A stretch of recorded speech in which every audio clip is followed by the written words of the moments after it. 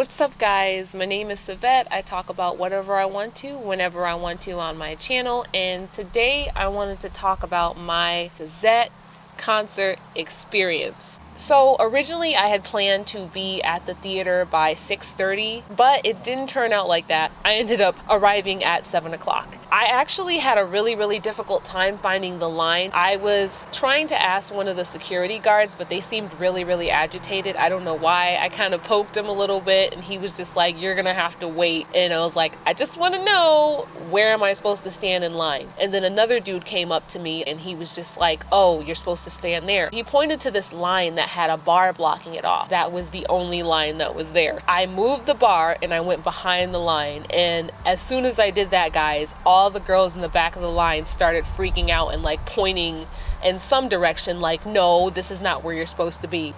Okay, are you guys the security guards? Cause you're not. So I'm looking at him like, okay, is this where I'm supposed to be? Because they losing their minds and I'm at the back of the line. Whatever was going on, I don't know, but he just told me just stay where I was. So that's kind of how it started out. They were slowly letting people in and checking their bags and checking their phones and scanning them, and they ended up opening 2 lines up. I actually went to the second line and got in a bit faster than the other people in the line I was originally in. As soon as I went in the venue, everybody was in line for merchandise. I was looking at merchandise and then I was looking at the actual room that the concert was going to be held in. Like, I really want work, but I also really want to be at the front of the stage. I looked at both and I was like, "Nah, son, I gotta be where the stage is." Immediately, I found a spot that was kind of at the front of the right end of the stage.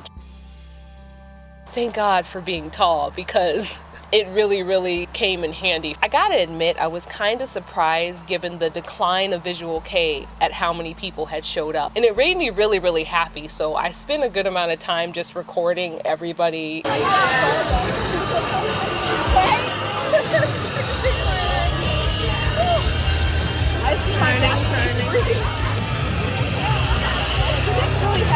In the background of everything, they were playing hard rock songs. It was just really fun. Everybody was talking and mingling, and it was just so much fun. As it got closer for the Gazette to come out on stage, they made an announcement that they did not want anybody recording or taking pictures during the concert. People just got really quiet, like, And you know me, I bought a whole nother phone, because when I went to the Hyukoh concert, my phone was so terrible that I wasn't able to get any good pictures. At first, I had made the decision, hey, if the band doesn't want us taking any pictures or recording, I'm just not gonna do it, because I don't want to disrespect the band. But honestly, after crying, which we'll get to, after crying, I was like, there's no way I can leave this place and not take any pictures and not record anything. I made the decision that I was going to do it anyways. I was just gonna try to do it discreetly. So finally, all the people that were on the stage checking the gear and making sure everything was working correctly left the stage. There was silence, everybody was cheering.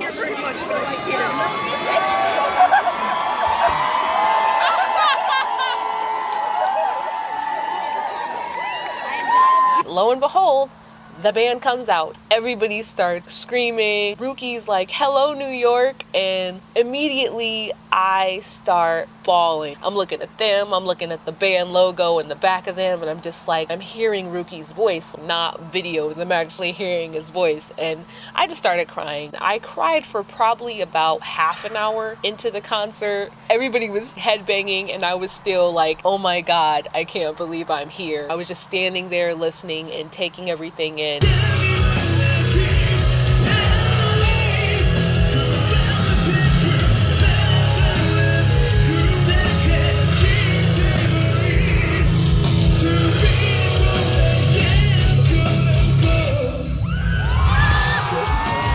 After I got over that, then I was able to kind of take things in more and enjoy the concert.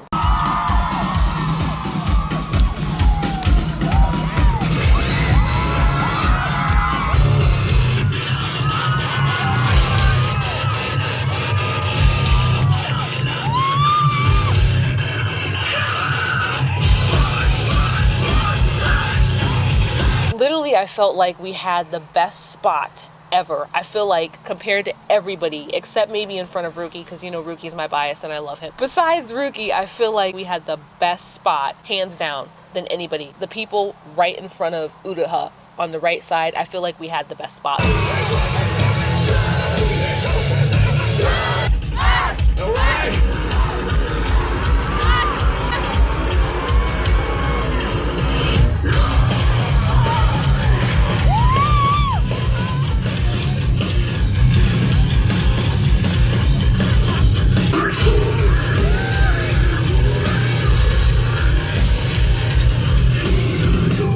Uruha was so engaging. You could just see that he really, really loved being there.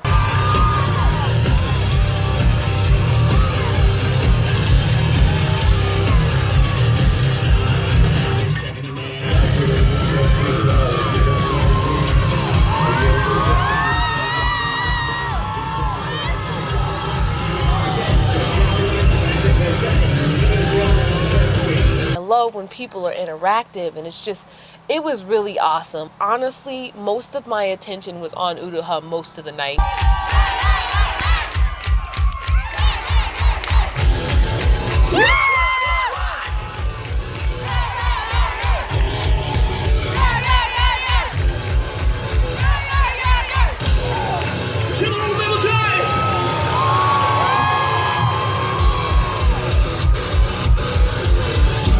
I've always liked his personality, but I don't know. As years have passed, I feel like Uruha's image has been more masculine and more masculinized. I mean, image-wise, masculine image-wise, it looks really, really good. I mean, there's a difference from this and this. A huge difference. Now my life has been changed and I am an Uruha stan.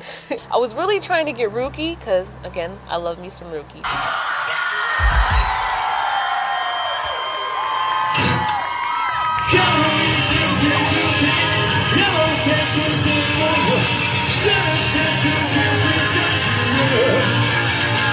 But most of my attention was on Uruha. He kept that side entertained.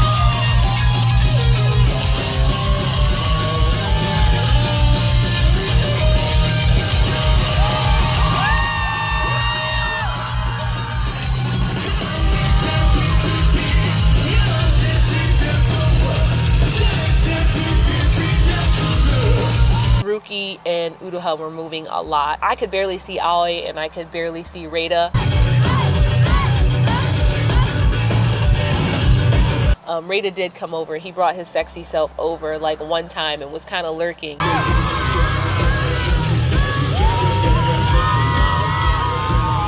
And he was just doing his thing and playing his bass, and I was like, Jesus Christ, that is a sexy man.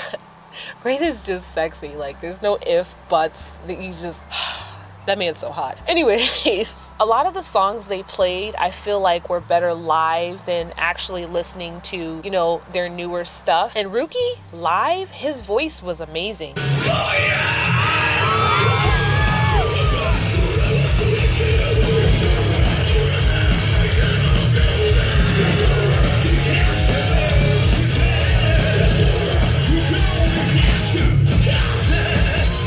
Not to joke about the non-senior Visual K people, but you know there be some Visual K lives where you be listening like, this ain't it. I'm sure it's because of their experience, but live, they are really, really good. I've seen a few of the Gazette's crazy lives, but it was a long time ago, so I'd kind of forgotten how animated they are. Seeing Ruki dance was fun.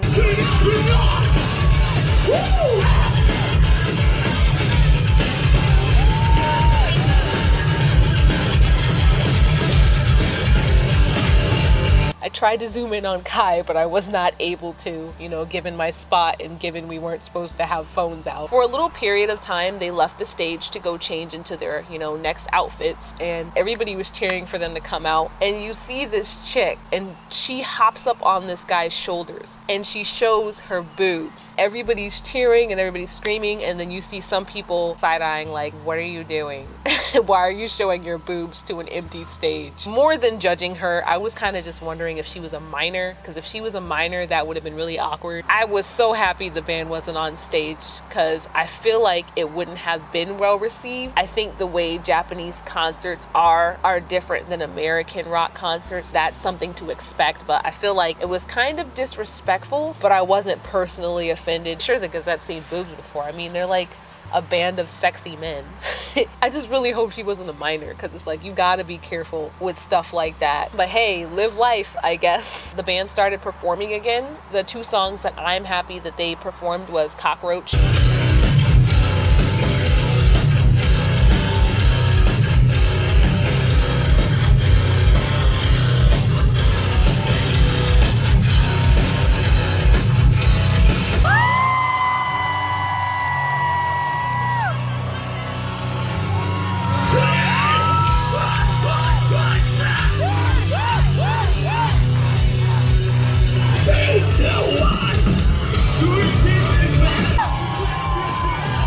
Filth and the Beauty needed to be performed because I needed to jump up and down and semi-headbang at some point.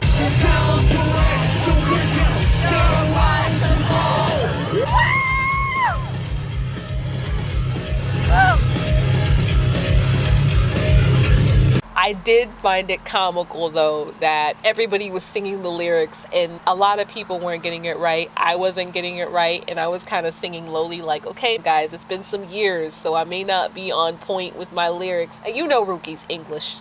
Sometimes it sounds like another language. There was a part where he was letting us sing, but we were so bad at it that he just started singing back again. I started laughing.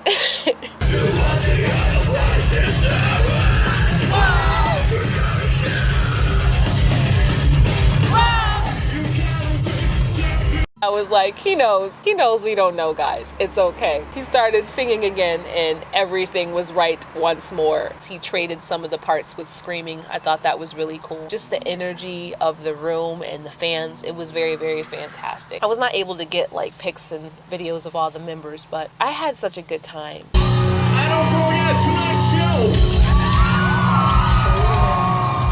Thank you so much. See you again.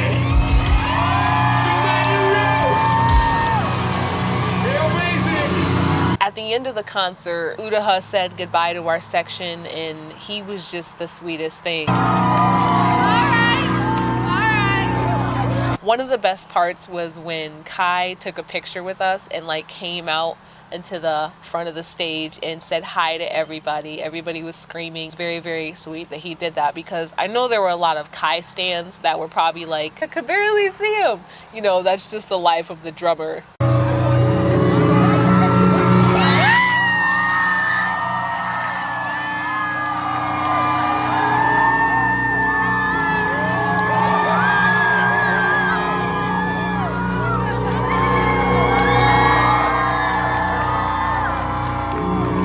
I was happy that he came out. I've always really liked Kai in an odd sort of way that's different than the other band members.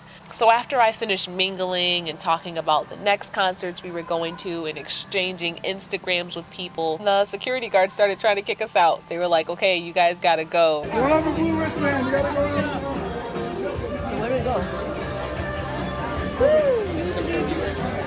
I started out into the hallway, and the hallway was full of people still trying to buy merchandise. Is everything sold out already?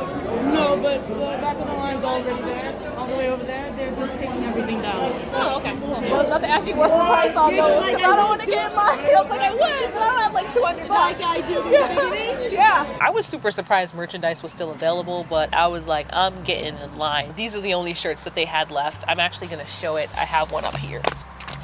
I bought 2 because I'm literally always broke no matter what event I go to, and I can never get merchandise ever for anything. So I was like, I'm gonna buy 2 for myself. So there's this.